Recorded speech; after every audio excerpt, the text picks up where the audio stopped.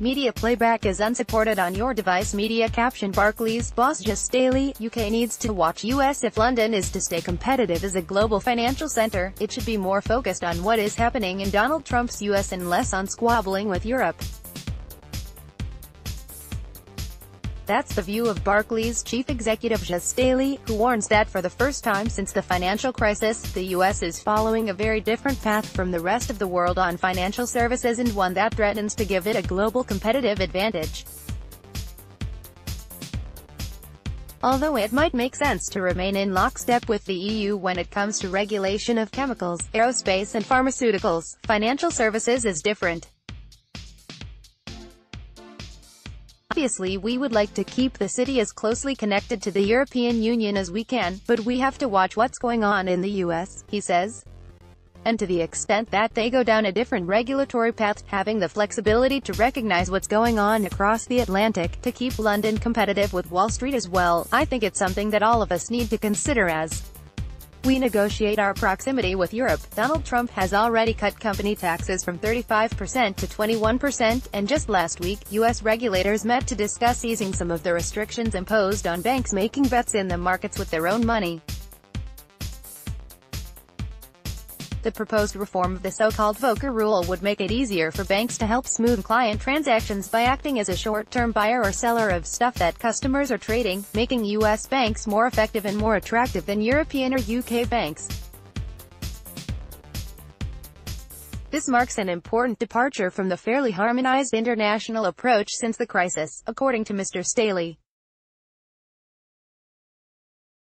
Image caption Mr. Staley does not want the UK to cling to Brussels at the expense of competing with the US. I think the G20 countries worked quite well in trying to have an equivalency as we re-regulated the financial industry between Europe and UK and US and Asia, he says. That's sort of being challenged now with what you're seeing going on in the US. So your position is, stay aligned as you can with Europe, but not at the cost of losing ground to the US. I asked him, I think that'd be a fair conclusion. Yes, mutual recognition. Mr. Staley's position puts him in the same camp as the Bank of England Governor, Mark Carney, who has said clearly there is no way the UK can ever be a rule taker from Europe.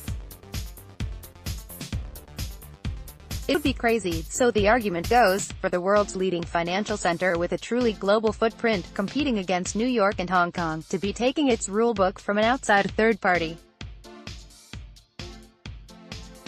The Bank of England prefers mutual recognition, which effectively means the UK saying, you just have to trust us to do the right thing. After all, we are more experienced at this than you. And we will trust you to do the right thing too. The EU has dismissed this so far, and for some understandable reasons. Most of the EU's wholesale banking is done in London. The UK enjoys a massive trade surplus in financial services with the rest of the bloc. That means big German and French companies doing business with banks based in London and 90% of euro-denominated trades being settled there. It's the source of wealth and tax revenue that other EU countries covet.